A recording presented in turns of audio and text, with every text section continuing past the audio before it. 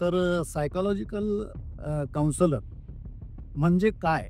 हे जर आमच्या प्रेक्षकांना समजलं तर बरं होईल आणि पुढे गप्पांमध्ये बऱ्याचशा गोष्टी आपण उलगडत जाऊयाच. कितीही स्ट्रेस जरी असेल, म्हणजे एखादा व्यक्ती जरी पूर्णपणे डिप्रेशनमध्ये जरी गेलेला असेल, तरी पण मी त्या व्यक्तीला डिप्रेशनमधून बाहेर काढू शकतो. मी पूर्णपणे खचून गेलो होतो आणि एवढ्यापर्यंत आलं होतं, की एक किडनी विकणं म्हणजे आत्महत्या तर करायची नाही, परंतु त्याच्यातून मग बाहेर कसं पडायचं? मग एक किडनी विकण्यापर्यंतचा माझा निर्णय झाला होता. म्हणजे बरीचशी लोकं जन्माला आल्यापासून मरतात, तोपर्यंत त्यांना आयुष्यात मी काय करू शकत होतो किंवा मी काय केलं पाहिजे ते माहितीच नसतं. जर आपण साध्या डॉक्टरकडे जरी गेलो, तरी एका एका खेपेमध्ये तो फरक पडेल असं नाही सांगू शकत. बरोबर. परंतु पण म्हणतात ना बाबा काय, काय रिझल्ट येतात बघूया परत आणून परत दाखवा. परत आणून दाखवा. गोळ्या बदलून देतात. हां, परत परत आणून दाखवा असं सांगतात. त्या गोळ्या बदलण्याचा प्रकार असतो का? गोळ्या आम्ही सोडतो.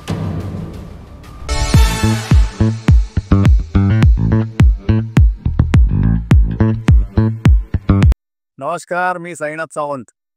नॉलेज गेन फाउंडेशनच्या अर्थात KGFच्या नव्या एपिसोडमध्ये आपल्या सर्वांचं मनापासून स्वागत करतो. नेहमीप्रमाणे एक नवीन पाहुणे आज तुमच्या भेटीला घेऊन आलेलो आहे. नॉलेज गेन फाउंडेशनने आतापर्यंत डायरेक्ट सेलिंग इंडस्ट्रीतल्या यशस्वी लोकांना आपल्यापर्यंत पोहोचवलंय. डायरेक्ट सेलिंग कंपनी चालू करणाऱ्या मराठी कंपनी चालकांना तुमच्यासमोर घेऊन आलो आहे. डायरेक्ट सेलिंग इंडस्ट्रीमध्ये प्रशिक्षण पुरवणाऱ्या प्रशिक्षकांना तुमच्यासमोर आणलं आहे. आज याची व्याप्ती आपण वाढवत चाललोय. आज या एपिसोडमध्ये एक अशी व्यक्ती तुमच्यासमोर घेऊन आलो आहे, जी सायकॉलॉजिकल क्षेत्रात काम करते काउन्सिलर म्हणून आणि आज त्यांच्याबरोबर आपल्याला गप्पा मारून सायकॉलॉजीच्या क्षेत्रातल्या बऱ्याचशा गोष्टी जाणून घ्यायच्या आहेत. जास्त वेळ न घेता मी तुम्हाला भेट करून देतो. श्री अनंत महादे सर. त्यांनी आज आपल्यासाठी वेळ दिलाय, त्याबद्दल आपण त्यांचे आभार मानूया आणि त्यांच्याबरोबर गप्पांना सुरुवात करूया. खरं तर आमच्या KGFच्या या नव्या एपिसोड नमस्कार. तुम्ही तुमचा किमती वेळ दिल्याबद्दल आभारी आहे. तुम्ही सायकॉलॉजिकल काउन्सिलर म्हणून काम करताय, सायकॉलॉजीच्या क्षेत्रात काम करता. मनुष्य नावाचा प्राणी कसा हाताळावा हे तुम्ही शिकवताय. हो. तर या सायकॉलॉजिकल काउन्सिलर म्हणून तिच्या कार्याची व्याप्ती काय आहे आणि नेमकं काम काय आहे? त्याच्याबद्दल जरा आमच्या प्रेक्षकांना सांगितलं तर बरं. हो, हो. नमस्कार. माझं नाव अनंत महादिये. मी सायकॉलॉजिकल काउन्सिलर आहे. याच्यात हा हा विषय तर पाहिलं तर आपल्या पुस्तकांमध्ये आहेच आणि तो आपल्या रोजच्या जीवनामध्ये येणारा विषय आहे. कारण आपण मनुष्य प्राणी हा माणसांसोबत राहणारा प्राणी आहे. तर मग आपण रोजच्या जीवनात वावरत असताना आपल्याला माणसाची प्रवृत्ती कशी आहे, हे जर समजलं तर त्याच्याशी संवाद साधायला, त्याच्याशी डिस्कस करायला आपल्याला सोपं जातं. आणि हा जो विषय आहे, हा विषय आपल्या रोजच्या जीवनात कामाला येणारा विषय आहे आणि बऱ्याचशा वेळेला अ, समोरच्या व्यक्तीचा स्वभाव आणि मन कसं आहे, हे माहिती नसल्यामुळे आपण त्याला वेगळ्या प्रकारे ट्रीट करतो आणि तिथून वादविवाद सुरुवात होतात. हां, म्हणजे संवादाचं विवादामध्ये हो, संवाद न होताच विवादामध्ये रूपांतर. जर आपल्याला समोरच्या व्यक्तीचा स्वभाव आकलन झाला, तर कदाचित संवादामध्ये वाद निर्माण होणार नाहीत असं तुम्हाला. जर सायकॉलॉजिकल काउन्सिलर म्हणून तुम्ही नेमकं लोकांना काय एक देता? म्हणजे काउन्सिलिंगच्या दरम्यान कोणत्या अडचणींवर तुम्ही त्यांना सोल्युशन्स देता? याच्याबद्दल थोडंसं जाणून घ्या. जर पाहिलं तर सायकॉलॉजी हा सुद्धा विषय खूप मोठा आहे अर्थातच. आणि त्याच्यामधलं जर मी स्पेसिफिक जर विचारलं तर मी एक एक फक्त एकच विषय घेऊन चाललेलो आहे डीप लेव्हलला. जे बाकीचे विषय पण घेतो, परंतु त्याच्यामध्ये माझी स्पेशालिटी नाहीये. परंतु जो स्ट्रेस हा जो विषय आहे, हा विषयाशी रिलेटेड मी पूर्णपणे डीप म्हणजे कितीही स्ट्रेस जरी असेल, म्हणजे एखादा व्यक्ती जरी पूर्णपणे डिप्रेशनमध्ये जरी गेलेला असेल, तरी पण मी त्या व्यक्तीला डिप्रेशनमधून बाहेर काढू शकतो. तणावमुक्त करू. हो, तणावमुक्त करू शकते. आणि हे मी का करू शकतो? तर मी स्वतः त्याच्यातून गेलेलो आहे. हां. म्हणजे त्या तणावाच्या प्रोसेसमध्ये मी स्वतः गेलेला. हो, हो. मी स्वतः त्याच्यातून गेलेलो आहे. त्याच्याबद्दल पण थोडक्यात जरा कल्पना दिलीत तर आमच्या प्रेक्षकांना हे समजून घ्यायला सोपं जाईल, की ही व्यक्ती जी आपल्याला सांगतेय, एक कहाणी मी ऐकली होती ती, की बाबा एका मुलाला घेऊन एका साधीकडे एक बाई आली. त्या मुलाला घेऊन आणि त्याला साधूला सांगितलं, की "महाराज याला जरा सांगा, हा जास्त गूळ खातो." हां. तर ते साधू महाराज म्हणाले, "ठीक आहे, मी सांगतो, पण 15 दिवसांनी घेऊन या." 15 दिवसानंतर ती बाई त्या मुलाला घेऊन गेल्यानंतर त्या साधू महाराजांनी त्या मुलाला सांगितले, की "बाळ गूळ खाऊ नकोस, गूळ खाणं बरोबर नाही." मग ती बाई वैतागली, "अहो तुम्ही ते हेच म्हणणं त्या दिवशी पण बोलू शकला असतात ना 15 दिवसापूर्वी." तर ते साधू महाराज म्हणाले, की "माई असं आहे, की मी याला सांगण्यापूर्वी मी स्वतःच गूळ जास्त खायचो. त्यामुळे मी याला कसं सांगणार? मी 15 दिवस गूळ सोडला, खायचं बंद केलं. म्हणून मला आता नैतिक अधिकार प्राप्त झाला, की मी याला सांगू शकतो." बरोबर. तसं तुम्ही ज्या तणावातून स्वतःला मुक्त केलं, ज्या तणावाचा तुम्ही सामना केलात आणि मग त्याच्यावरचे सोल्युशन्स तुम्ही मिळवले, मग कुठल्याही पद्धतीने असेल. बरोबर. म्हणून तुम्हाला तो अधिकार आहे त्या याचं तणावमुक्त करण्याचं, सोल्युशन देण्याचा असंच तुम्हाला म्हणायचं. तर अशा कोणत्या तणावांना तुम्ही सामोरे गेले? लागेल थोडक्यात त्याच्याबद्दल कारण सर्वसामान्य माणसाला तणाव हा 5वीला पोहोचलेला असतो. मग तो आर्थिक असेल, कौटुंबिक असेल किंवा इतर बऱ्याचशा. तुम्ही नेमक्या कुठल्या तणावातून ह्याच्यातून गेलात आणि मग त्याच्यावर तुम्ही सोल्युशन कसं काढलं आणि आज तुम्ही तणावमुक्त होऊन दुसऱ्यांना तणावमुक्त करण्याचं कार्य अंगीकारलं. त्याच्याबद्दल थोडक्यात ओके. तसं पाहिलं तर मग खूप सारी हिस्ट्री सांगू शकत नाही. थोडक्यात सांगतो, की साधारणतः एक 2012-13 ची गोष्ट सांगतो तुम्हाला. तोपर्यंत मी बऱ्याचशा गोष्टी केल्या होत्या. जे बरेचसे बिझनेसेस केले होते. काही इन्व्हेस्टमेंट्स केल्या होत्या. त्या सगळ्यामध्ये म्हणजे बिझनेसमध्ये सुद्धा आणि इन्व्हेस्टमेंटमध्ये सुद्धा पूर्णपणे लॉसमध्ये गेले तेव्हा. त्याच्यानंतर मग काही रिलेशनशिप इन्व्हेस्टमेंटमध्ये व्यवसायात हो, व्यवसायाचे त्याच्यानंतर मग रूमसाठी इन्व्हेस्टमेंट त्या फ्लॉप गेल्या. अरे म्हणजे असं बऱ्याचशा म्हणजे कुठल्याही क्षेत्रामध्ये करायला जावं ते हो, म्हणजे कुठल्याही क्षेत्रामध्ये यश असं नाहीच. बुडत्या म्हणजे काय खोलात. हां, जे होतात ना, की अपयश, अपयश, अपयश, अपयश. मग आता कुठे शेवटी ते यशमध्ये कुठेतरी रूपांतर होते. हां, म्हणजे पण तावून सुलाखून निघालं. हो, हो. तावून सुलाखून निघाला. म्हणजे जर त्यावेळी जर बघितलं तर एवढी परिस्थिती होती, की फिजिकली पण, मेंटली पण, फायनान्शियली पण आणि इमोशनली पण. मी पूर्णपणे खचून गेलो होतो. आणि एवढ्यापर्यंत आलं होतं, की एक किडनी विकणं बघ.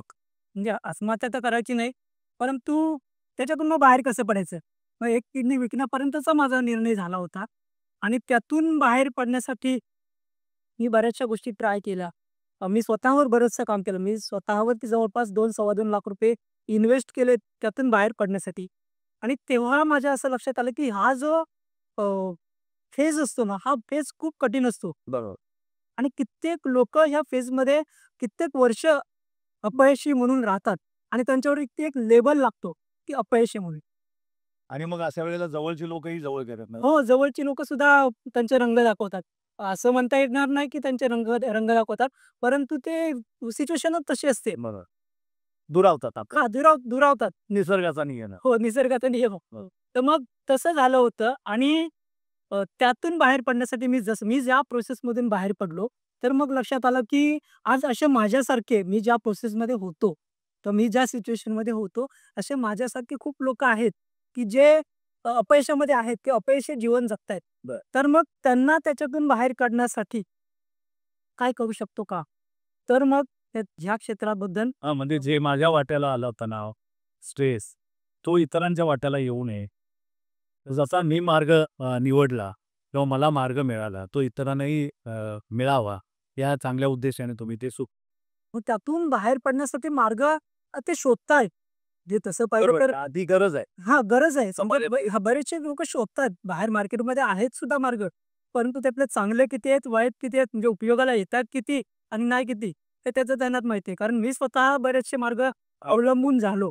आणि तेव्हा कुठं मला जेव्हा ₹2.5 लाख रुपये मी स्वतःवरती जेव्हा इन्व्हेस्ट केले, तेव्हा कुठं मला त्याच्यातून बाहेर पडता आलं.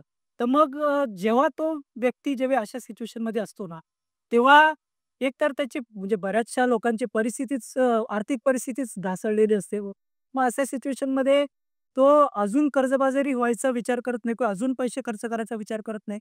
मग कमी खर्चामध्ये आणि कमी वेळेमध्ये त्याला त्या सिच्युएशनमधून बाहेर काढण्यासाठी म्हणून मग मी हे क्षेत्रच मी निवडले. आता आपण समाजसेवा तर करू शकत नाही. परंतु जे हे क्षेत्र मी निवडलं, भले माझं पहिली प्रायोरिटी काय आहे, की समोरच्या व्यक्तीच्या आयुष्यातून त्याला जो उठण्याचे चान्सेस आहेत, त्याला हाताला धरून बाहेर काढणं त्या सिच्युएशन त्या सिच्युएशन मधून बाहेर काढणं.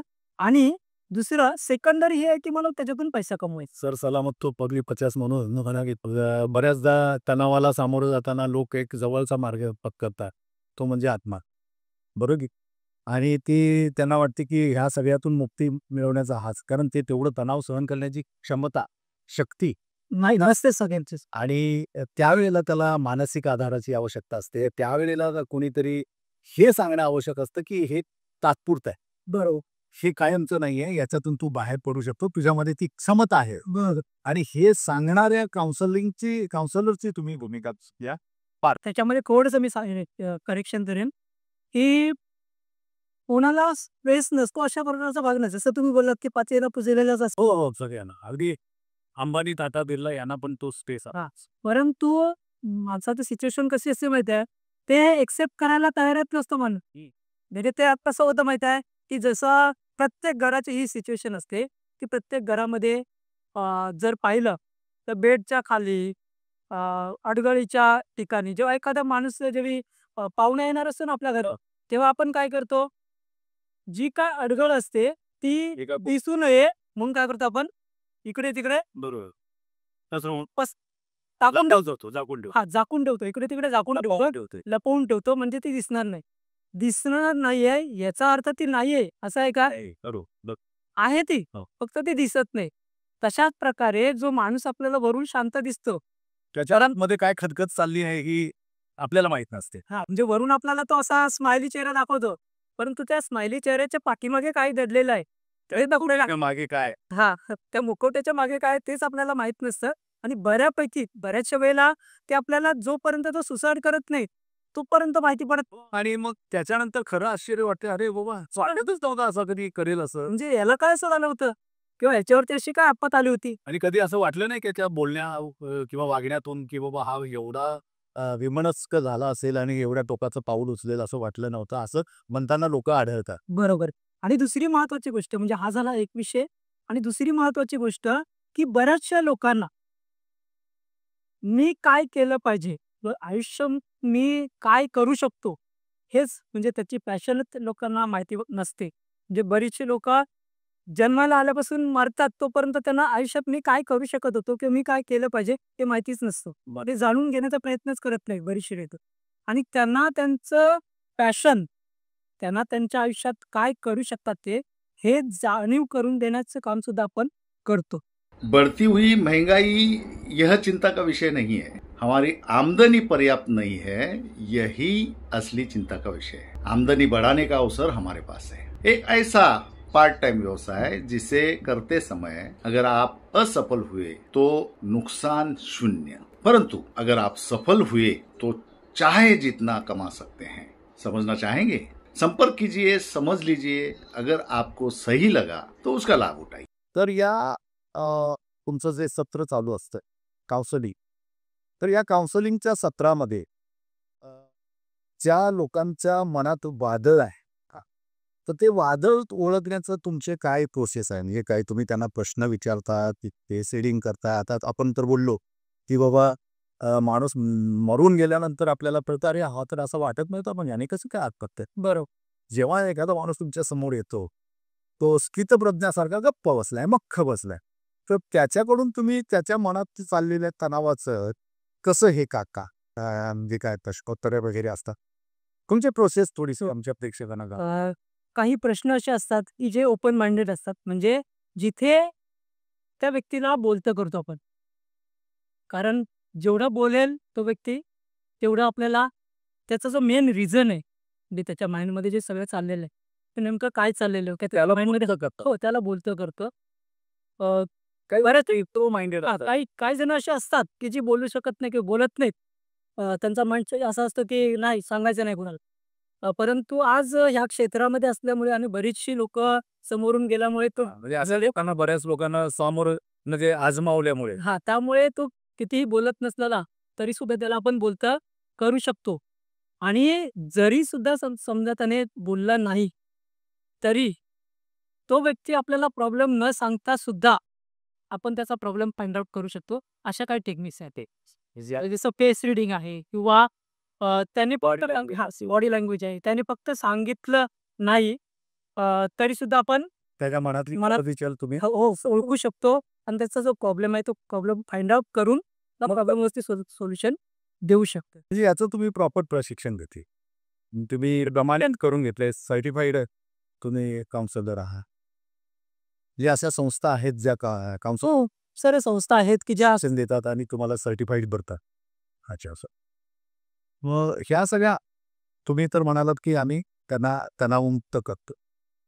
मग ते आर्थिक असेल, कौटुंबिक असेल किंवा तुम्ही साधारण कुठल्या प्रकारचं महत्त्वाचं म्हणजे कुठल्या याला हे करता? कुठल्या क्षेत्रावर जास्त काम करता? तणावाच्या? तणावाच्या क्षेत्रावरती तसं पाहिलं तर तणावाच्या आज जर पाहिलं तर महत्त्वाची काही कारणं आहेत. जसं की बेरोजगारी आहे. त्याच्यामुळे स्ट्रेस आलेला असतो. मोबाईल आहे. त्याच्यामुळे स्ट्रेस असतो. मोबाईलमुळे म्हणजे समजलं. मोबाईलचा अतिवापर, हां, हां. Social media. नवीन आता माझा नातू रात्री 2-2 वाजेपर्यंत मोबाईलवरच असतं. म्हणजे हा पण एक समस्याच. हो, आता एक खूप मोठी समस्या आज दिवसेंदिवस ती वाढत चालली आहे. आज बरेचसे लोकं जे बिझनेस करतात, जॉबमध्ये तेवढासा स्ट्रेस येत नाही. येतो, ज्यात कॉर्पोरेट लेव्हलला तो पण खूप मोठ्या लेव्हलला स्ट्रेस येतो. परंतु जो बिझनेस करतो हमखास स्ट्रेस येतोच येतो सुरुवातीच्या स्टेजला तरी. म्हणजे जोपर्यंत बिझनेस स्टेबल होत नाही, एका स्टेजला येत नाही तोपर्यंत स्ट्रेस येतोच येतो आणि त्या स्टेजला त्याला सगळ्या गोष्टी मेंटेन करायच्या असतात. म्हणजे फिजिकली सुद्धा त्याला मेंटेन करायचं असतं. फायनान्शियली सुद्धा त्याला सगळं कारण प्रत्येकाला बॅकअप असतो तसं नाही. नाही खरे. आणखीन त्या एक वेळेमध्ये बरेचसे रिलेशनशिप ब्रेक होतात. कारण फॅमिलीला जेवढा वेळ द्यायला पाहिजे तेवढा वेळ दिला जात नाही. म्हणजे हा सगळ्या बाजूने तो कचला जातो. तर आपण स्ट्रेसशी रिलेटेड काही असू दो म्हणजे प्रॉब्लेमचं कारण काही असू दे, ते नक्कीशी आर्थिक तणावाचाच आहे जास्त करतो. हो, आर्थिक आणि मानसिक तणावाशी रिलेटेड आपण करतो. बरं मग या तणावाच्या ह्या सगळ्या अभ्यासक्रमात अंतर्मनाचा काही वाटा आहे का? हो, तो खूप खूप चांगला मुद्दा तुम्ही काढलात. कारण हा जो तणाव आहे ना, हा 2 प्रकारचा तणाव असतो. बरं. एक जो आपल्या कॉन्शियस माइंडवरती असतो, दुसरा असतो की आपल्या सबकॉन्शियस माइंडवरती म्हणजेच आपल्या अंतर्मनावरती. कॉन्शियस माइंडवरती जो तणाव जातो, तो आपण हँडल करतो. म्हणजे बरीचशी जी लोकं मला भेटतात की म्हणजे खूप स्ट्रेसमध्ये आहेत. खूप पॉझिटिव्ह असतात. मी पुस्तकं वाचतो, खूप ट्रेनिंग अटेंड करतो. YouTubeवरती बरेचसे व्हिडिओ बघतो. मी स्वतः ट्रेनिंग देतो लोकांना, जे असे मला सांगतात. परंतु अ, ते स्वतः काय करू शकत नाही ते, जो आपला कॉन्शियस माइंडवरचा जो ताण आहे ना, तो काढू शकतात. परंतु जेव्हा विषय येतो आपल्या सबकॉन्शियस माइंडचा, म्हणजे मी बऱ्याचशा अशा लोकांच्या काउन्सिलिंग केल्या आहे, की जे लोकांच्या माइंडमधल्या गोष्टी काढून टाकण्यावरती काम करतात. म्हणजे लोकांना प्रबोधन देतात. लोकांना त्यांच्या मनस्थितीतून बाहेर काढतात. त्यांना सुद्धा आपण बाहेर काढलं. त्याचं कारण काय माहिती आहे? त्यांना आपलं जे वरवरचं मन आहे, कॉन्शियस माइंड आहे, त्याच्यातून बाहेर कसं काढायचं हे माहीत आहे. परंतु आतमध्ये जे खोलवर गेलेलं आहे, रुजलेलं आहे. हां, जे रुजलेलं आहे. कित्येक लोकांच्या तर कित्येक वर्षांपासूनचं ते सगळं रुजलेलं असतं. ते साचून राहिलेलं असतं आणि जे साचून राहिलेलं असतं ना, ते लवकर निघत नाही आणि ते आतमध्ये एवढा त्रास देत असते ना त्याला आणि तो जो त्रास आहे, हा त्रास त्याचा त्यालाच माहीत असतो. म्हणजे तो दुसरा नाही फील करू शकत.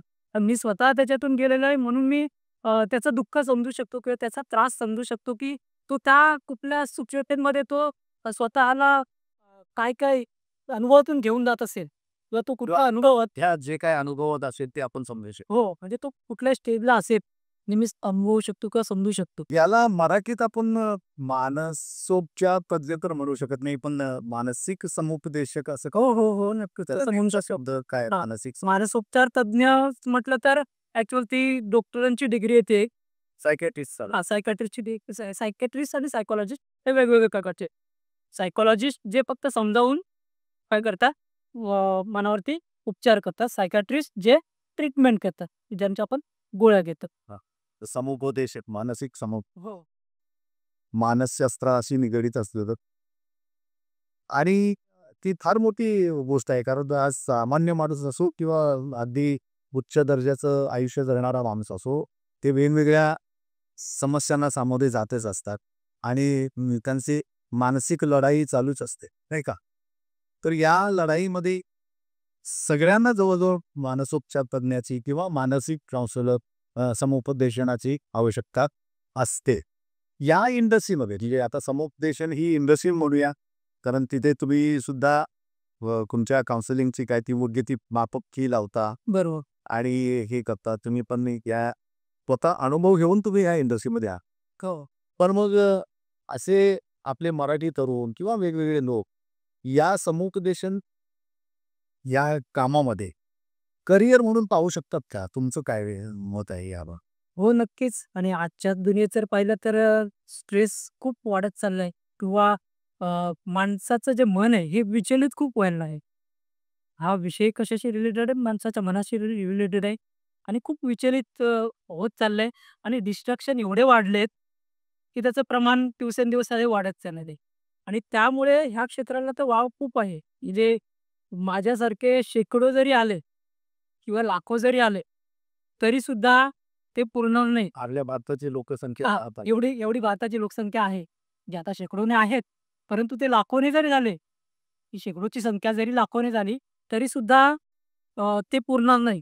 एवढं हे क्षेत्र मोठं आहे. हा प्रश्न विचारण्याचं कारण असं की नॉलेज गेन फाउंडेशन वेगवेगळ्या क्षेत्रातल्या यशस्वी लोकांच्या समोर घेऊन येते आणि उत्पन्नाचे मार्ग कोणते आहेत ती दालनं उघडी करून दाखवतं. बरं.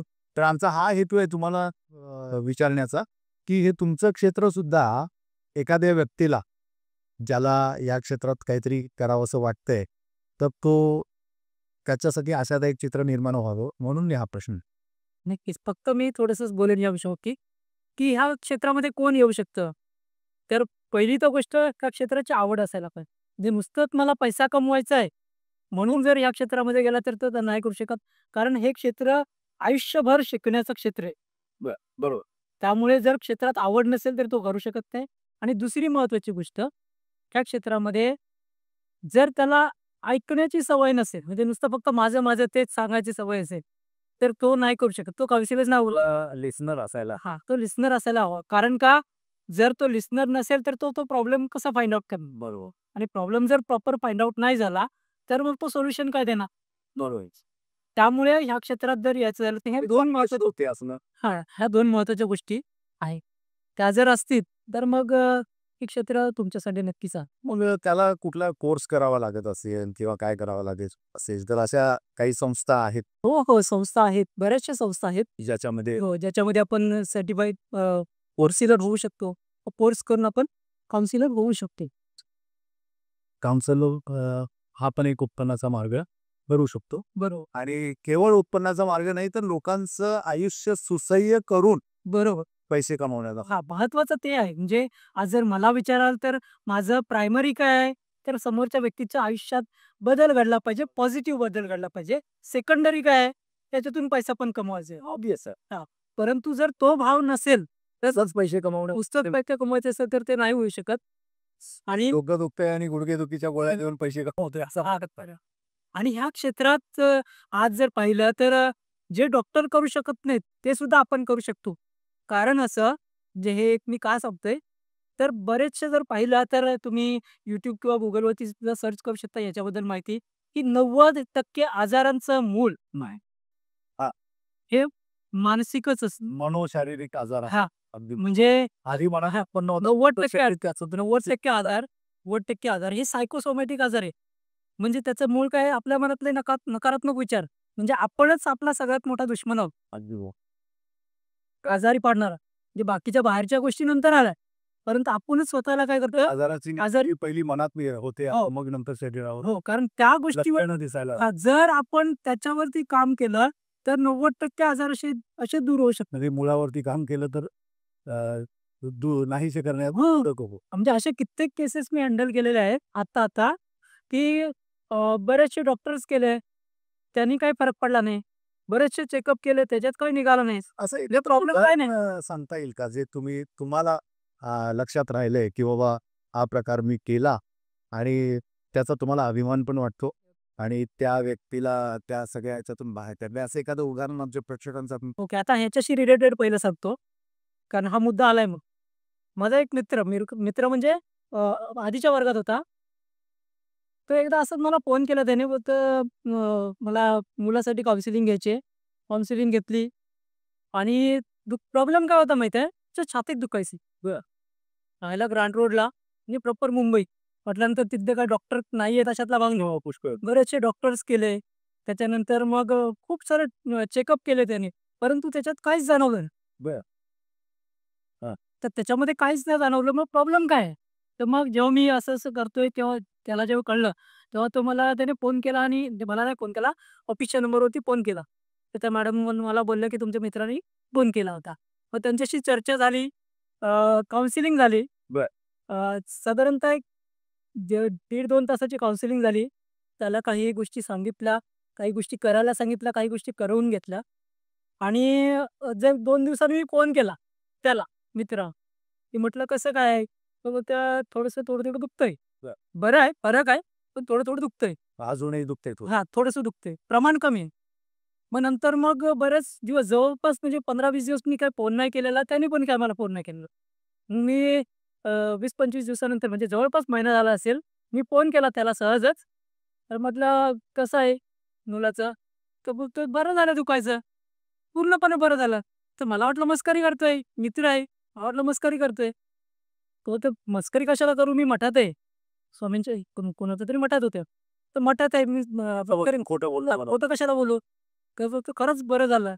म्हणजे हा माझ्यासाठी सुद्धा एक चमत्कार होता. चमत्कार होता आणि प्रोत्साहन देणारी गोष्ट हो. की बाबा आपण जे करतोय ते योग्य आहे. हां, म्हणजे जे औषधाने होऊ शकत नाही ते विदाऊट गोळ्या होऊ शकतं. योग्य आहे हे प्रमाणित करणारी गोष्ट.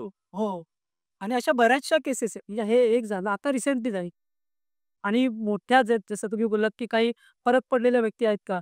तर खूप मोठा फरक पडलेले असे पण लोकं आहेत, की जे एकदम डिप्रेशनमधून बाहेर पडलेले. एक लेडीबद्दल सांगायला आवडेल मला. एक लेडी त्यांचा सगळे प्रॉब्लेम जसे माझे प्रॉब्लेम होते, तसे त्यांचे सगळे प्रॉब्लेम होते. त्याचे 2 ऑपरेशन्स झालेले आहेत. म्हणजे फिजिकली पूर्णपणे वीक. त्याच्यानंतर मणक्याचा त्रास आहे त्यांना. अ, जवळपास 50शी गाठलेली आहे.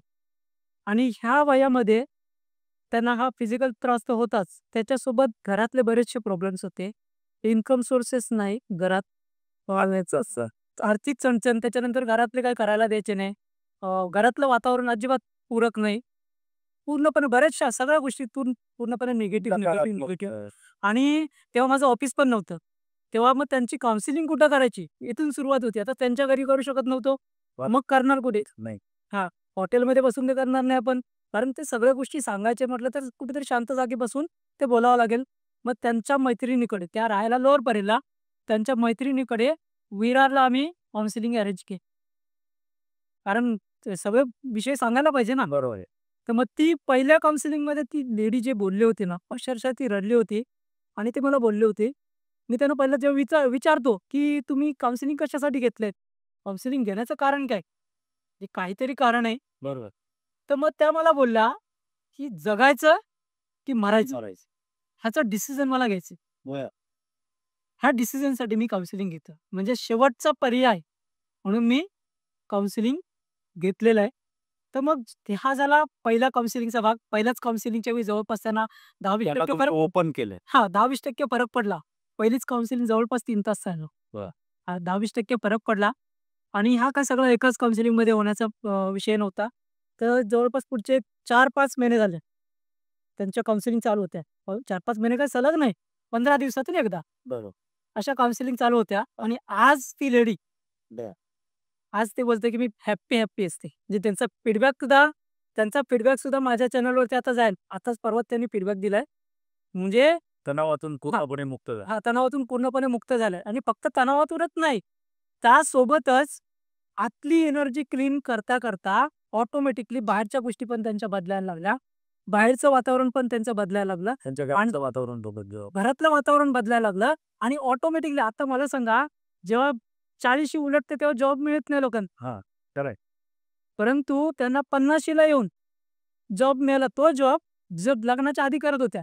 बापरे! म्हणजे पुन्हा जुनाच जॉब मिळाला. हां, म्हणजे एवढ्या वर्षानंतर पण त्यांना आज 50शीला येऊन पण जॉब मिळाला. तो सुटला होता किंवा सोडावा लागला होता. सोडला होता त्यावेळी.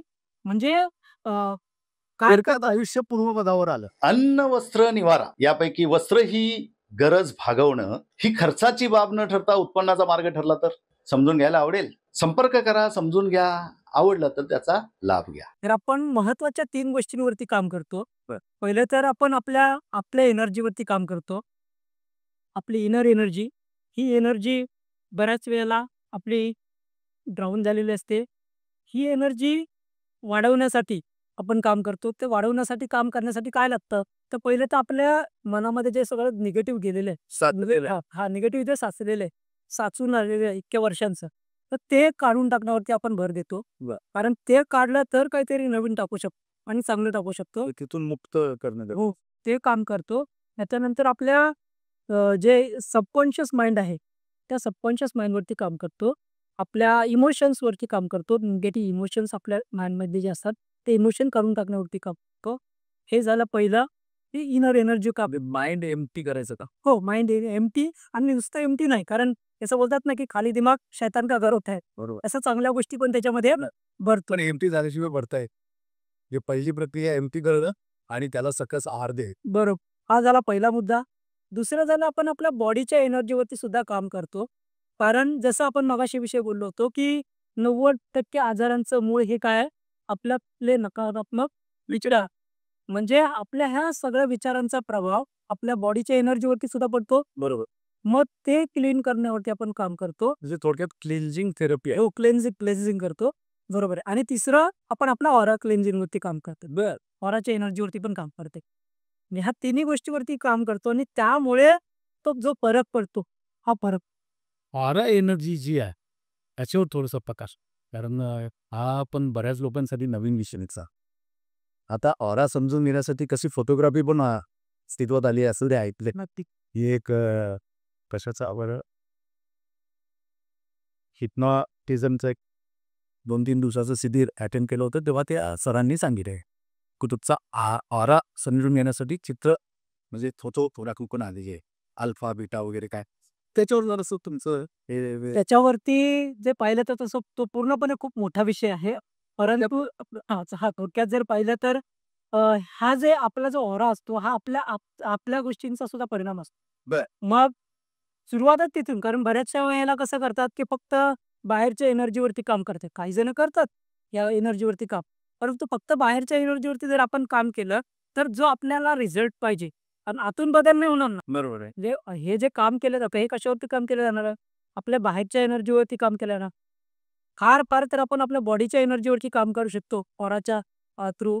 परंतु आतमध्ये जे आहे, ते जोपर्यंत म्हणजे मी जेव्हा हे बघितलं, तेव्हा लक्षात आलं, की जोपर्यंत सगळं आतलं क्लीन नाही करत आहेत, तोपर्यंत ह्याचा जास्त मग आतल्या क्लिन्झिंगचा परिणाम ऑरावर होतो. हो. समजा ऑरा बदलतो तुमचा. हो, तिथून सुरुवात होते. खरी सुरुवात तिथून होते. अच्छा. कारण जेव्हा आतलं बदलतं किंवा बाहेरचं बदलतं. कारण जसं बदल की जे आपलं बाहेरचं जे जग आहे, ते कशाने क्रिएट झालेलं आहे? आपल्या आतमध्ये जे आहे, त्यानेच क्रिएट झालेलं आहे. म्हणजे बऱ्याचशा वेळेला आता मी जो एक प्री प्रोग्राम घेतो, तो परिस्थिती कोणतीही असो, मनस्थिती सकारात्मक कशी ठेवायची. खूप लोकं म्हणतात, की कसं काय शक्य आहे? हो, किती परिस्थितीत शक्यच नाही ना. शक्यच नाही. तर का शक्य नाही होत? तर आपण जे काही सगळ्या मार्केटमध्ये बऱ्याचशा गोष्टी बघतो आपण, अ, ह्या गोष्टी कशावरती काम करतात? काय बदलण्यासाठी काम करतो आपण?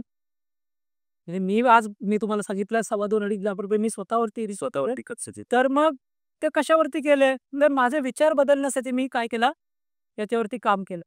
परंतु लक्षात आलं, की विचार बदलण्यासाठी काम करून होत नाही नुसतं. कारण ते विचार जिथून येतात, जिथून निर्माण होतात, त्याच्या मुळाशी जाणं गरजेचं आहे. ते जर बदललं, तर विचार ऑटोमॅटिकली बदलतो. डेफिनेटली. बरोबर. मग हे सगळं क्लिन्झिंगचा जो प्रकार आहे, तो जर झाला तर निश्चितच वेगळे परिणाम आपल्याला दिसू शकतात, जे अपेक्षित परिणाम आहे. बरोबर. मग बरोबर आहे. मग या सगळ्या प्रक्रियेला आपण म्हणजे त्याला किती वेळ लागतो किंवा काय त्याच्याबद्दल थोडंसं माहिती दिली तर बरं. ते त्या व्यक्तीच्या मग त्याच्या त्या रोगाप्रमाणे काय म्हणूया, बरोबर. म्हणजे त्याचा आजार किती डीप आहे त्याप्रमाणे त्याला तेवढी थेरपी घ्यावी लागते किंवा काय बरोबर. त्याच्याबद्दल थोडीशी माहिती. तसं जर पाहिलं तर कमीत कमी तर 3 ते 6 महिन्याचा प्रोसेस. अच्छा. जर त्या तिन्ही ते मनावर घेऊन करायचं. हो, तर कमीत कमी 3 महिने तर लागतातच लागतात. कारण कितीही वर्षाचा असू दे, समजा 15-20 वर्षाचा जरी असेल, तरी कमीत कमी 3 महिने त्याला म्हणजे जर हे समूळ नष्ट करा. हा समूळ नष्ट करायचं असेल तर नुसतं जरासा फरक पाहिजे असेल तर एका काउन्सिलिंगमध्ये पण फरक पडू शकतो. तो त्याला जाणवेलच. हो, तो त्यांना जाणवेल. आणि मग जाणवल्यानंतर तो म्हणेलच ना, "हे बाबा याच्यात पूर्णपणे मुक्त करा" म्हणून. पुस्तकाचं पुनरुज्जीवनच झालं.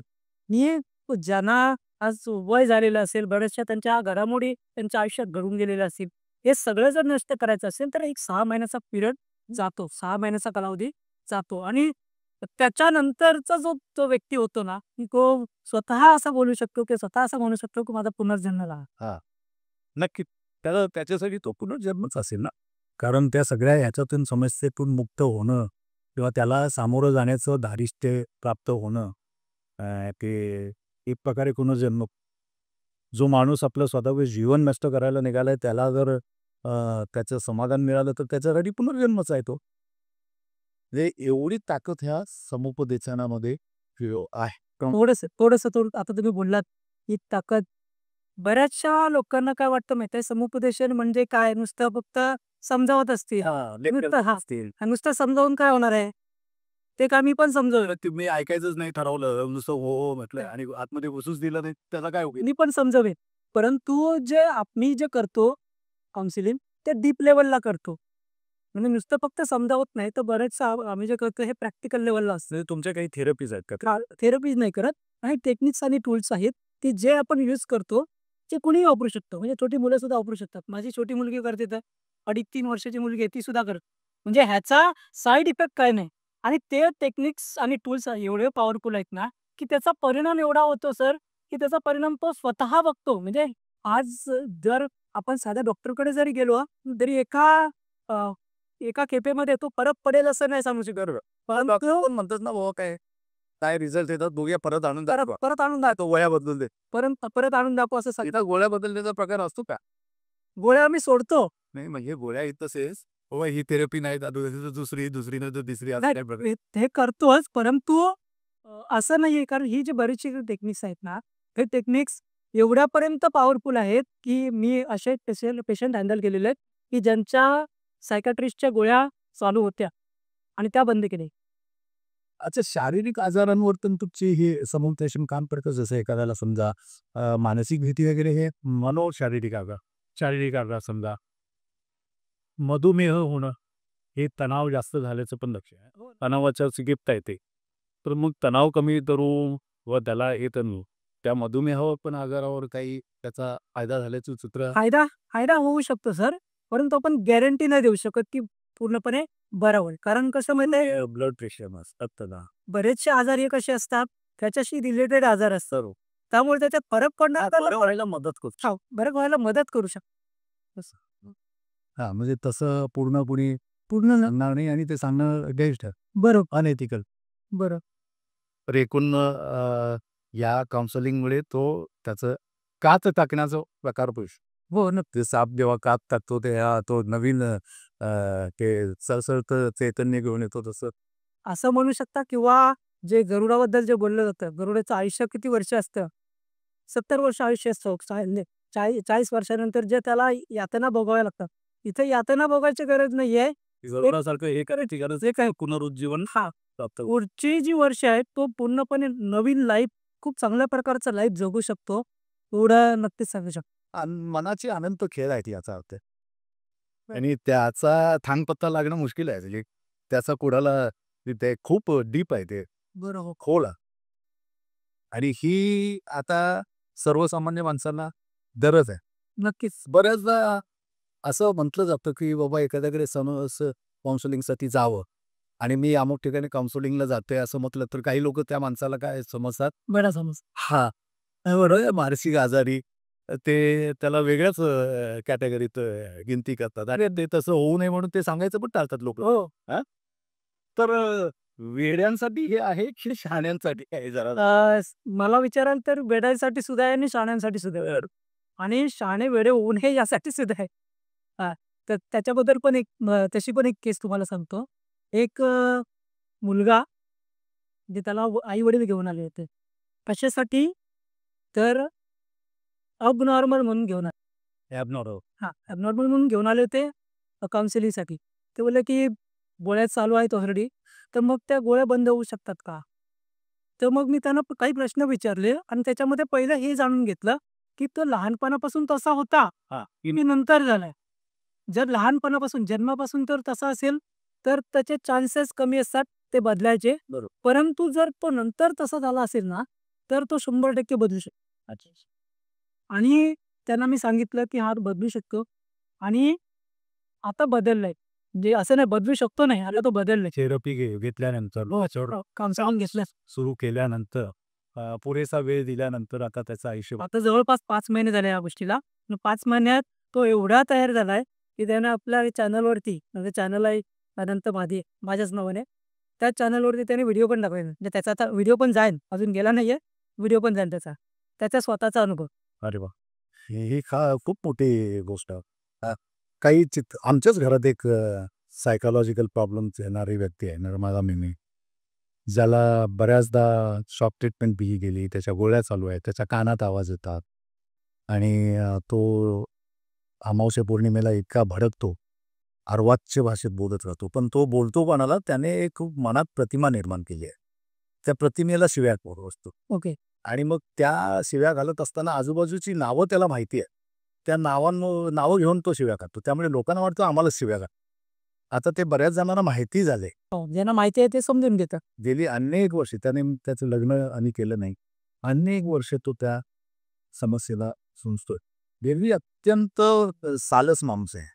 काय तिथल्या बाईकडे वाकड्या नजरेने बघणार नाही, कुणाकडे देताना साधा टच करणार नाही असा. पण तो जेव्हा भडकतो त्यावेळेला तो पण बायकांना काहीच बोलत नाही.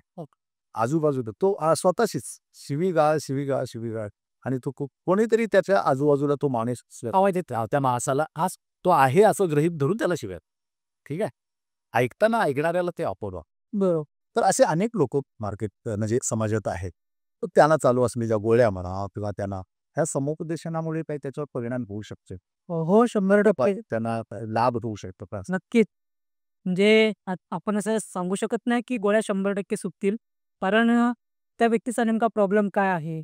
किती वर्षापासून प्रॉब्लेम आहे? किती वर्षापासून ते गोळी घेताय? ह्या सगळ्या गोष्टी जर बघितल्या तर त्याच्यावर होलेल्या त्याच्यानंतरच मग समजू शकता, की ह्या पण अशा केसेसवर परिणाम होतो. हो, 100% परिणाम होतो. परंतु तो परिणाम ते जेव्हा कितपत होईल सायकियाट्रिस्टकडे उपचार घेताय आणि तुम्ही काय सायकियाट्रिस्ट ना नाही. बरोबर, समुपदेशक. बरोबर. पण तरीही त्यांच्यावर आपण उपचार करू शकतो किंवा प्रयत्न करू शकतो. उपचार म्हणण्यापेक्षा प्रयत्न करू आणि त्याला चांगला प्रतिसाद मिळू शकतो, त्याला चांगलं यश मिळू शकतं असं त्यांचं. नक्कीच. बढ़ती हुई महंगाई यह चिंता का विषय नहीं है, हमारी आमदनी पर्याप्त नहीं है, यही असली चिंता का विषय है। आमदनी बढ़ाने का अवसर हमारे पास है। एक ऐसा पार्ट टाइम व्यवसाय जिसे करते समय अगर आप असफल हुए तो नुकसान शून्य, परंतु अगर आप सफल हुए तो चाहे जितना कमा सकते हैं। समझना चाहेंगे? संपर्क कीजिए, समझ लीजिए, अगर आपको सही लगा तो उसका लाभ उठाइए। थोडक्यात सायकियाट्रिस्टकडे ज्याची ट्रीटमेंट चालू आहे अशा रुग्णांवर पण आपलं समुपदेशन कामक्षम असं आपल्याला म्हणायचं आहे. बरोबर. त्याचं कारण असं सर, की सायकियाट्रिस्टची ट्रीटमेंट घेतल्यानंतर बरं कोणाला वाटतं, की ज्यांचा मेंदूचा प्रॉब्लेम आहे, त्यांना बरं वाटेल. परंतु ते प्रॉब्लेम मनाचा असेल, तर मग ट्रीटमेंट घेऊन बरं कसं वाटतं? हां. कारण प्रॉब्लेम मेंदूचा नाहीये, मनाचा आहे आणि गोळ्या कशावर घेणार आहोत आपण? मेंदूवर घेणार आहोत. हे आपल्या शरीरावर घेणार आहोत. बरोबर. मन दिसत नाही. म्हणजे जे माझ्या मनात आहे, साचून राहिलेलं आहे, त्याच्यावर तिचा काही उपचार होणार नाही बरोबर. गोळ्यांचा. हां. मग त्याच्या झोपवण्याचं काम ते. ते झोप येण्याचं काम म्हणजे जे डोक्यात सारखे विचार येतात त्यामुळे ते झोप येत नाही. ग्लानी येण्याचं काम, ग्लानी आणण्याचं काम त्या गोळ्या बऱ्यापैकी थोडक्यात ते आजार थोडंसं लांबवण्यावर आजचं उद्यावर ढकलण्याचा प्रकार आहे. पण हे जे मनावर काम होतंय, मनाच्या निरोगीपणावर किंवा निर्जंतुकीपणावर असं म्हणूया. बरोबर. त्याच्यामुळे ते मुळावर काम होते आणि रुग्णाला त्याचा निश्चितच फायदा होतो. नक्कीच. आणि समाजात असे अनेक लोक आहेत जे त्यांच्या मेंदूवर काम चालू आहे.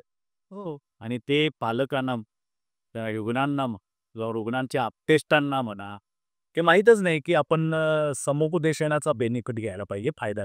बरं. हां. तर एकूण समुपदेशनाचे असे अनेक फायदे आज तुमच्या गप्पांमध्ये आपण समजून घेतलं. याच्या व्यतिरिक्त समुपदेशनाचे अजून काही फायदे आहेत का, जे आपल्याला माहीत नाहीत किंवा सर्वसामान्य माणसाला माहीत नाहीत बरोबर. असे? जसं मगाशीच आपण डिस्कस केलं होतं, की समुपदेशन हे बऱ्याच वेगवेगळ्या प्रकारचं असतं. परंतु दुसरं एक जो महत्त्वाचा पार्ट जो आपण करतो, तो म्हणजे की बऱ्याचशा लोकांना आयुष्यात काय करायचं ह्याचंच क्लॅरिटी नसते आणि क्लॅरिटी येईपर्यंत अर्ध आयुष्य निघून गेलेलं. बरोबर आहे, बरोबर. मग त्याची क्लॅरिटी येण्यासाठी जर ती क्लॅरिटी नसेल, आयुष्यात काय करायचंय, ही जर क्लॅरिटी नसेल, तर प्रॉब्लेम होतो. मग ती क्लॅरिटी आणण्यासाठी सुद्धा आपण काउन्सिलिंग देतो आणि तो प्रॉपर सोल्युशन आपण त्याला देऊ शकतो. बरं, हे काउन्सिलिंग फक्त रुग्णांना किंवा संबंधित ज्या मनाच्या आजाराचं सामोरं जाणार आहेत त्यांच्यासाठी असतं, की त्यांच्या आप्तेष्टांसाठी सुद्धा ते आवश्यक आहे? म्हणजे समजा मूल आहे, तर मुलाचं काउन्सिलिंग झालं, ठीक आहे, इथं संपला का काम? त्याच्या आई व वडिला किंवा त्याच्या जवळचे जे पालक आहे, यांना पण ते काउन्सिलिंग आवश्यक आहे असं वाटतं. ते नक्कीच. गरजेचं आहे. नक्कीच. कारण आज जर बघितलं तर स्कूलमध्ये जाणाऱ्या मुलांपासून ते स्ट्रेस आहे. आत्ताच एक्झाम्स येत आहेत. तर मग एक्झामच्या वेळी म्हणजे बऱ्याचशा मुलांच्या वरती ते होतं, की अभ्यास तर केलेला असतो वर्षभर, परंतु जो स्ट्रेस आलेला असतो, त्या स्ट्रेसमुळे तो सगळं केलेला अभ्यास विसरून जातो. नेमकं ब्लँक होतं. पूर्णपणे ब्लँक होतं. मग त्या वर्षभर केलेल्या अभ्यासाचं काय? बरोबर, जर लिहू शकत नसेल तर वर्षभर अभ्यास करून फायदा काय? बरोबर आहे. हे झाली सिच्युएशन. कित्येक वेळेला आज जर 10वीच्या जर आपण बघितलं तर एक्झामच्या वेळी मुलं सुसाईड करतात. त्याचं कारण काय? तर तो स्ट्रेस झेलू नाही शकत. झेलू नाही शकत. असे बरेचसे स्ट्रेस आज रोजचं जीवन जगत असताना पण बऱ्यापैकी आपल्याला स्ट्रेस येतो. परंतु तो स्ट्रेस कसा कव्हर करायचा किंवा तो कसा काढून टाकायचा हे जर आपल्याला माहिती असेल, म्हणजे हे काउन्सिलिंग कोणाच्या गरजेचं आहे? ज्यांना ऑलरेडी जास्त स्ट्रेस आहे त्यांच्यासाठी तर गरजेचं आहे. परंतु त्यांच्यासाठी सुद्धा गरजेचं आहे, की ज्यांना हे माहिती नाहीये किंवा हे जमत नाहीये, की रोजचा जो मानसिक स्ट्रेस आहे, हा स्ट्रेस कशाप्रकारे मॅनेज करायचा. की तो मॅनेज करण्यासाठी काय गोष्टी करू शकतो. हे तो विद्यार्थ्याला तो स्ट्रेस आहे, त्याच्या पालकांनी त्याला ते हे काउन्सिलिंग दिलं गरजेचं आहे. पण विद्यार्थ्याला आलेल्या स्ट्रेसला सुद्धा कसं सामना करायचा याचं काउन्सिलिंग पालकांना पण पाहिजे ना. हो, नक्कीच, नक्की. कारण बऱ्याचदा पालकांच्या अपेक्षांचं ओझं सुद्धा विद्यार्थी झेलत असतात आणि ते जर पालकांना समजावून दिलं, की बाबा तुम्ही तुमच्या पाल्याच्या ध्येयांकापेक्षा जास्त अपेक्षा बाळगत असाल, तर त्याचं ओझं तो सहन करणार नाही आणि त्याचा दुष्परिणाम वेगळ्या पद्धतीने तुम्हाला भोगावा लागू शकतो. नक्की. हे काउन्सिलिंग देणं गरजेचं आहे. तेच हा दुसरा जो विषय मी तुम्हाला बोललो ना, तो कनेक्टेड आहे, की बऱ्यापैकी मुलांना करायचं असतं एक आणि पालकांना त्यांना बनवायचं असतं दुसरं. म्हणजे बरेचसे पालक आपलं अधुरं राहिलेलं स्वप्न ते मुलामध्ये बघतात. म्हणजे जर समजा एखादा क्रिकेटर असेल वडील, म्हणजे क्रिकेटची आवड असेल, तर मी क्रिकेटर होऊ शकलो नाही. परंतु ते मुलामध्ये बघतात, की माझा मुलगा म्हणजे क्रिकेटर झाला पाहिजे. इच्छा, आकांक्षा त्यांच्यावर लादतात. हां, परंतु त्याची क्षमता काय आहे? त्याची आवड काय आहे? त्याचा कल कशात आहे? याचा विचारच केला जात नाही बरोबर. आणि त्यासाठी ही मदत होते आणि ते एकदा का झालं ना, की मग तो स्ट्रेस ऑटोमॅटिकली कमी होतो.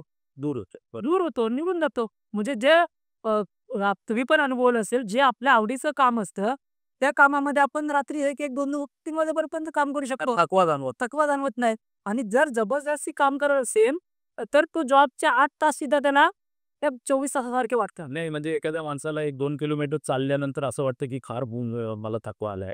पण त्याचा जवळचा मित्र प्रोजेक्टवर बोलत-बोलत ते 10 किलोमीटर चालले तरी त्यांना काय थकवा जाणवत नाही. तसाच प्रकार आहे.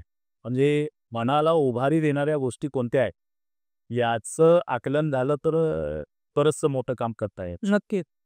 तर ह्या मनाचे जे व्यापार आहे, हा अथांग विषय आहे. तो एका एपिसोडमध्ये संपणारा नक्की. नाही आहे. म्हणजे प्रचंड त्याच्यामध्ये हे आहे. तर आपल्याला वेळेची मर्यादा असल्यामुळे थांबायची आवश्यकता लागते. नक्कीच. पण तुमच्याशी गप्पा मारून आम्हाला खूप काही ज्ञानात भर पडली. मनाचे व्यापार काय असतात याच्याबद्दल थोडीशी चुनूक ट्रेलरच म्हणूया, कारण हे खूप मोठा विषय खूप मोठा विषय. आणि तो एका याच्यात समजला असं म्हणणं सुद्धा थोडंसं अतिघाईचं ठरेल, नाही का? तर आपल्याला पुन्हा पुन्हा या सब्जेक्टवर बसावं लागेल. तुमची आता ज्या पद्धतीने घोडदौड सुरू आहे ह्याच्यामध्ये नॉलेज गेन फाउंडेशन या सगळ्या गोष्टीला तुम्हाला शुभेच्छा देत आहे. आणि तुमच्यामुळे समाजात एक काय म्हणतात त्याला, मनाचं आरोग्य प्रस्थापित होतंय. तर या गोष्टीला मानाचा म्हणजे तुम्हाला सॅल्यूट करते. तुम्ही आपला किमती वेळ दिलात आहे. तुम्ही आमच्या या एपिसोडमध्ये दिलखुलासपणे बोललात. अडथळे अनेक आहेत थोडेसे, पण ठीक आहे. येत असणार. त्या अडथळ्यांकडे आपण लक्ष नको देऊया. पण आम्हाला खूप बरं वाटलं. आमच्या प्रेक्षकांनाही मला वाटतं नक्कीच हा एपिसोड आवडलेला असेल. तर हे अनंत महादे सर, ज्यांनी या क्षेत्रात अनेक प्रकारचे टक्के-टोनपे अनुभवून स्वतःच्या डोक्यावर लाखो रुपयाचा खर्च म्हणतोय मी, म्हणजे एक प्रकारची गुंतवणूक करू. त्यांनी ते ज्ञान संपादन करू, त्याचा आपल्या याच्याशी सांगड घालून, म्हणजे प्रॅक्टिकल नॉलेजशी सांगड घालून आज समाजामध्ये जी काही थोडीशी मानसिक अडचण, चिंतनाची अडचण निर्माण झाली आहे, त्याला सोल्युशन देण्याचं काम ते करतायत. आणि या चांगल्या कामाला आपण सगळ्यांनी नक्कीच समर्थन करायला पाहिजे. हा एपिसोड तुम्हाला बरंचसं काही चांगलं सांगून गेलं आहे. असे अनेक एपिसोड आम्हाला तुमच्यासमोर घेऊन यायचे आहेत. विविध क्षेत्रातल्या चांगल्या मान्यवर लोकांना, सफल यशस्वी लोकांना, ज्या तुमच्या फायद्याच्या गोष्टी असतील, तुमच्यासाठी अर्थार्जनासाठी उपयुक्त ठरतील अशा असतील, तुमच्या आयुष्याला साधक-बाधक मदत करणाऱ्या असतील, अशा अनेक लोकांना तिच्यासमोर घेऊन यायचं आहे. त्यासाठी तुमच्या सहकार्याची अपेक्षा आहे. सहकार्य म्हणजे काय? मला तुमच्याकडून ते काय देतात ते पैसे पाठवा नावाचं ते काय हे असतं ना, तसलं काही नको आहे. आम्हाला पैशाची मदत नको आहे. पण तुमच्या प्रेमाची फक्त निश्चित मदत लागेल. हा एपिसोड तुम्ही पाहताय, पण तुमचे आप्तेष्ट मित्र, नातेवाईक ते तर पाहत नाही आहेत. त्यांच्यापर्यंत तुम्ही पोहोचवू शकता. त्यासाठी आज आमच्या नॉलेज गेन फाउंडेशन आता KGF चॅनेलला लाईक करा, शेअर करा, लोकांच्यापर्यंत पोहोचवायला मदत करा आणि तुमच्या चांगल्या कॉमेंट्स द्या. काही सूचना असतील तर त्याही पाठवा. त्याप्रमाणे आम्ही पुढे वाटचाल करायला आम्हाला मदत होईल. अनंत महादे सरांचं नाव आणि नंबर आम्ही तुमच्या म्हणजे खाली देत आहोत. त्यांच्या क्षेत्राशी निगडीत तुमचे काही प्रश्न असतील तर तुम्ही त्यांना डायरेक्ट प्रश्न विचारू शकता, उत्तरं देऊ शकता, त्यांचं काउन्सिलिंग देऊ शकता, त्यांची मदत घेऊ शकता. आणि त्यांनी तुम्हाला फोन केला तर चालेल ना सर? हो, नक्कीच. तर त्यांची तुम्हाला सतत मदत अवेलेबल राहील. पुन्हा भेटण्यासाठी कुठेतरी थांबणं आवश्यक आहे. म्हणून आता मात्र आम्ही थांबतोय. धन्यवाद. धन्यवाद सर. खूप चांगल्या प्रकारे तुम्ही म्हणजे तुमच्याशी बोलून खूप चांगलं डिस्कस करून मला पण काही माझ्या ज्ञानात पण काही भर पडली. काही गोष्टी तुमच्याशी शेअर करता आल्या. बोलून खूप छान वाटलं.